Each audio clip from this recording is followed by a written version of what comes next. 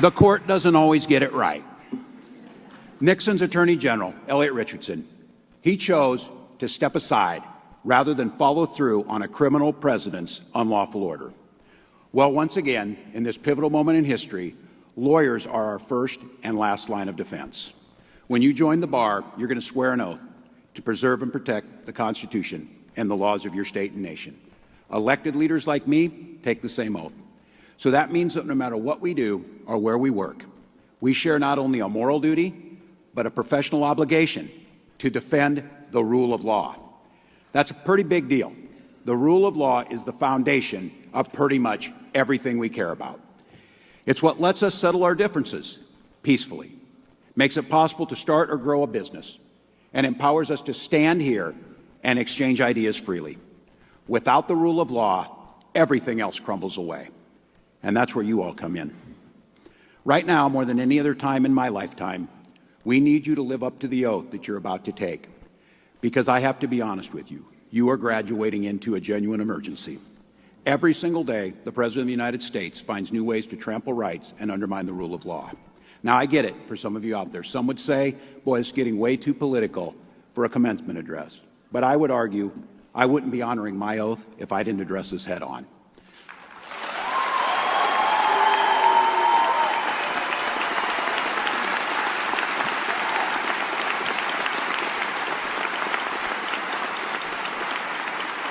And I'm going to start with the flashing red light. Donald Trump's modern-day Gestapo is scooping folks up off the streets. They're in unmarked vans, wearing masks, being shipped off to foreign torture dungeons. No chance to mount a defense, not even a chance to kiss a loved one goodbye, just grabbed up by masked agents, shoved into those vans, and disappeared. To be clear, there's no way for us to know whether they were actually criminals or not, because they refused to give them a trial. We're supposed to just take their word for it. And when duly elected members of Congress tried to exercise their constitutional right of oversight at an ICE facility, they get shoved around and threatened with arrest. And when courts told them repeatedly to knock it off, they brazenly defy them. Meanwhile, we have an aspiring fascist in Stephen Miller on TV talking about suspending habeas corpus. All of you know this. That's only used in times of rebellion or emergency, neither of which is happening right now.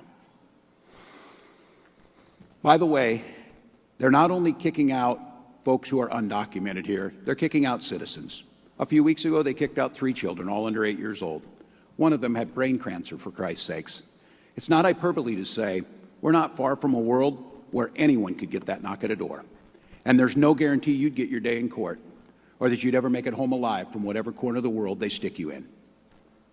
And then you have a vice president. When not getting chastised by various popes, he's offering up horrific arguments.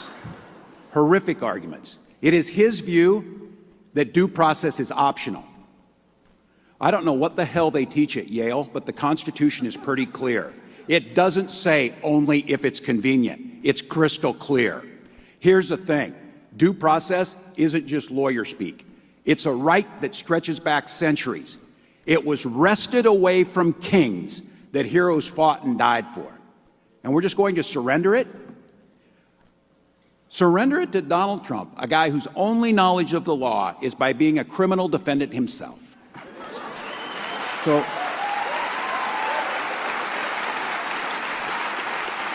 and I am going to talk about it. It's happening in front of our eyes. I'm going to talk about this damn jet. I don't know if you heard it. The president is getting this... I'm a little obsessive about things that really irritate the crap out of me and this type of stuff, because this palace in the sky is getting from the Qatari government, which he gets to keep for himself when he's done. Let's be very clear. It's a flying bribe, blatantly unconstitutional.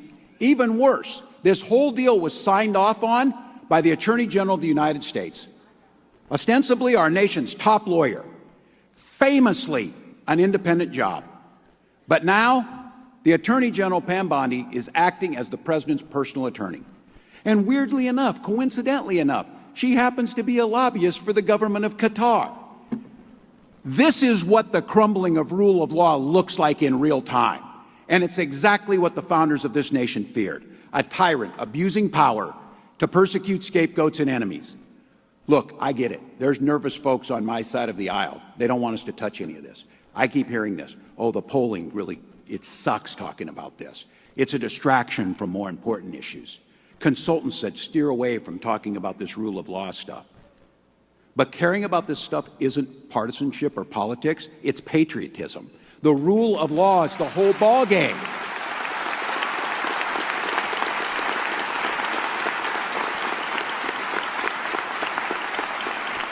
What you stand for is what makes America America. If we don't fight back now, why did we get elected and why did we become attorneys to defend the law? But there are those with power and money that are choosing not to fight. And that brings me to, I guess, a touchy subject maybe here, big law. Granted, getting singled out by executive orders by the President of the United States will scare the crap out of you. Trust me, I get it. And I know it probably spooked their clients. But as any 1L here could tell you, those executive orders carry about the same constitutional authority as a ransom note. And the quality of the writing's about the same, too. Those firms are home to some of the nation's top-flight lawyers. These are folks that know how to throw a punch. So did they fight back? Well, some did, and guess what? They've gone to court and won almost every case they fought back on.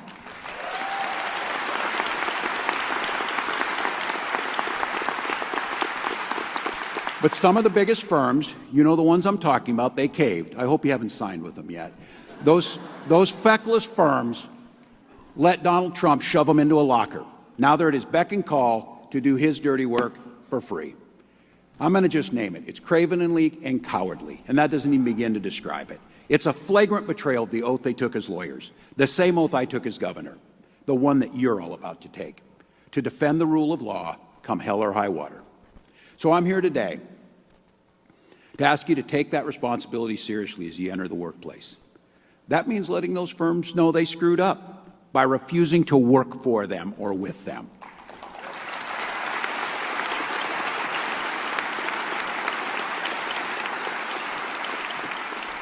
It means demanding your employer, private sector, public sector, whoever caves to those or bends the rule, be there to stand in that breach.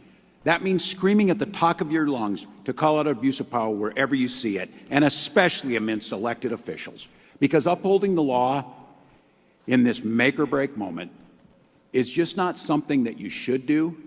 It's something that any true lawyer or leader is compelled to do. And if you don't do it, who's going to do it? Here's the thing about fighting. Sometimes you lose. Trust me, I know something about losing.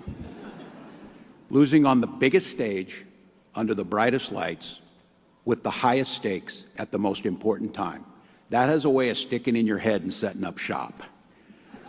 But the one thing about failing is it forces you to figure out what's next. A few days after that election, my wife Gwen and I and our pup Scout took a walk along that Mississippi River, not too far from here. And we're deciding, what do we do now? And we had that conversation about how do we see it? We got two choices. On the one hand, a majority of the country who voted us told us to kick rocks. On the other hand, the guy who won was planning to destroy everything that we cared about: friends, neighbors, families, rule of law, including destroying those who told us to kick rocks.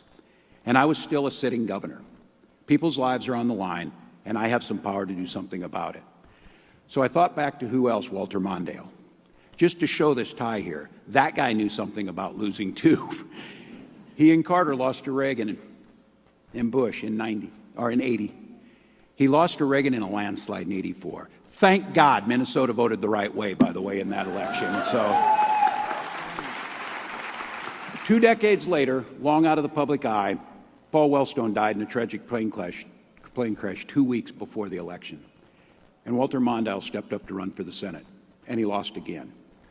But the remarkable thing about Fritz Mondale was, win or lose, that guy just kept on serving, strengthening our ties to Japan as an ambassador. He advised my administration throughout the entire COVID epidemic, shaping the future by teaching right here at the University of Minnesota. He never complained, title wasn't right, job was too small. He just found a way to serve. So Gwen and I cut that walk short. We got in the car, we called our team up to the Capitol, and we got to work saying, how do we preserve the rule of law and the things that we love? Because I too had taken an oath to uphold. Now, if Trump and his folks want to come for Minnesotans, We need to make sure that there's a firewall that they have to come through before they get to them. Now, I know I'm one of the last things standing between you, your future, celebration, lunch, everything else. So I'll close it. When you walk off this campus today, you're going to take some photos with your parents, there's going to be some tears, and you're going to leave the class that you've spent a pretty intense 3 years with. You're going to head in different directions. My hope is this. I hope a bunch of you will join us in the public sector. Become prosecutors, become public defenders. Others to go to companies and nonprofits. Some of you will go to big firms. That's fine. There's still some good ones out there, so go to them. But no matter where you go, you're going to face moments in your career, you're going to come to that crossroads, that choice. To bend to the whims of the wealthy and the powerful, or to stand up and fight. Even when that victory isn't guaranteed. I would say especially when that victory isn't guaranteed. But just think, there's no chance of failing, there'd be no reason to fight like we're fighting. So don't let fear of failure prevent you from entering that arena. And if you lose a battle, fine, find another way to serve. The fight goes on. Because I have to tell you this, there's no savior coming down on high to get us out of this. It's us. It's the graduates of 2025. So look, I am an eternal optimist. I mentioned earlier I served in the lunchroom. You have got to be an optimist to survive that. So I tell you what, you all give me hope. You're brilliant. You're bold. You're dedicated. And as the dean said, you're ready. And here at the University of Minnesota, you live by that battle cry. So you can say it with me. Sky you, Mod Gophers. I wish you all the best. Go out there and fight the good fight. Take what you've learned here to protect those that don't have a voice. Stand up for the rule of law and know that someday there are going to be stories written and names in this class who stood up in the moment of challenge for this nation and turned this thing around and preserved what is truly the best of America. Everybody belongs, and everybody is equal in front of the law. Thank you.